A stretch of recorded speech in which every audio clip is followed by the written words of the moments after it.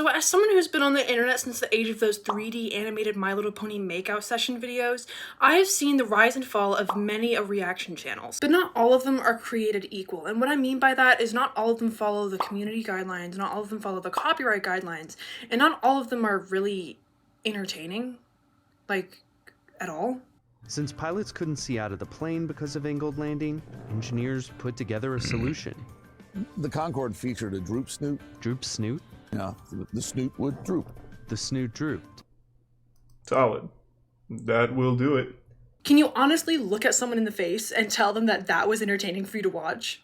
Now, I understand that a lot of people watch these reaction videos so they can watch the actual source content that the person's reacting to because they don't have access to it. Like, some people watch, for example, we're gonna see someone react to Arcane later in this video because some people aren't able to watch Arcane on Netflix because they don't have enough money to pay for a subscription. And that's totally fine, that's understandable. But I'm looking at this from a point of, are these videos entertaining for people who can access the source material? And for me, they're not.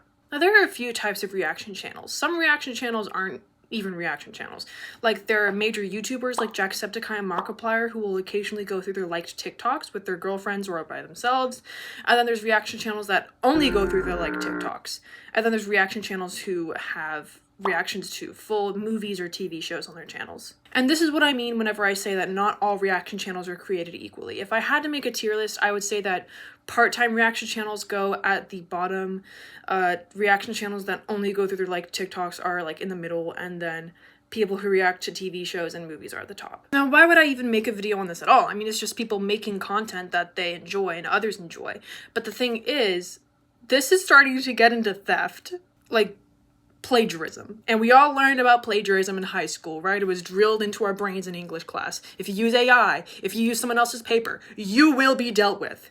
But still, if you hum a little tune in your YouTube video, it gets copyrighted immediately. But if you react to an entire feature-length movie in your YouTube video, it's fine. But Berlin, didn't you just say that you ranked people who reacted to movies at the top of your list? Yes, dear viewer, I did in fact say that. But the thing is, whenever you are just sitting there, wow.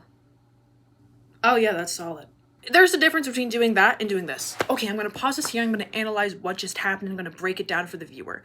That's completely different, and that's completely valid. So the waters start to get a little bit muddy. What content is okay, and what content is not okay? Let's look into it. Oh, I love the way they did that. Look at her, look. First of all, the red lighting on Kate, surrounded by the wanted Jinx posters. She is literally getting consumed by the desire to take out Jinx. And the closer we get to her, it literally starts like shredding up the way like Jinx kind of gets, and we're seeing more of Jinx's little monkey symbol, and she's literally getting consumed by Jinx. What you just saw is a reaction from Elijah, aka Not So Average Fangirl, reacting to Season 2, Episode 3 of Arcane League of Legends. She takes care and time to pause the episode and explain to the viewer what exactly is happening in the show and why they should care and why it should be analyzed. The creator's intentions with this episode are not completely obvious at first. It just shows Caitlyn in contrast with a bright blue background. What does this mean? She says that by Caitlyn standing alone in a wide shot, it shows that she's being completely consumed by Jinx's essence. And this is the analysis that makes her content so different from other reaction channels and makes it so valuable. Okay, so what's the difference between this and commentary YouTube? Let's look at Funky Frogbait. The YouTube channel known as Funky Frogbait, or otherwise known as Callie, breaks down internet phenomenon and explains why they are either helpful or harmful, adding some of their own humor along the way. It's honestly a really delightful watch. If you don't have TikTok or you don't want to have TikTok, it's actually a really good source to get your news on the newest trends. Let's take a peek at one of their videos. Forcing you to toss your most precious core memories into the recycling bin and click empty so that you can make room for whatever Mad Libs headline will be dominating your feed for the next week and a half. Like, as an example, influencer vlogs friend's infant son's funeral and talks about the baddies he'll bang in heaven during speech. That's just an insane string of words that didn't actually happen while we were on break, right? Right? Okay, so right off the bat, this is the intro. We have a lot of their own unique humor and introducing the topic of the video. This is crucial and this is good commentary.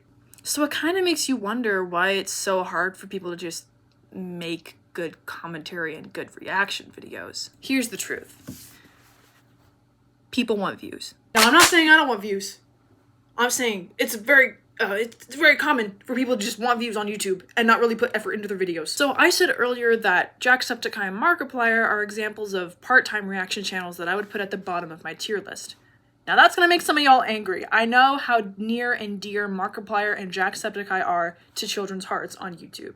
Even adults' hearts on YouTube. And I don't want to accuse these people, these good people, of plagiarism and theft. But these occasional feel-good videos that they're making aren't very good. Like Markiplier just recently posted a video of him going through his liked TikToks, and it did numbers. Of course it did, because he's Markiplier. But the fact of the matter is, it was just filler content. He has bigger and better things to do right now. He just released a TV show, and he's currently working on an Iron Lung movie. So if you think that he's putting his all into a reaction video, you're wrong. He's simply doing it because that's the only type of video he can put out at that moment because he's so busy. I have my sister's puppy staying with us right now, so I really don't have a lot of time to do like a 10-minute video. So I'm gonna leave it here. If you want me to continue talking about reaction channels, let me know in the comments, and I'll see you next time.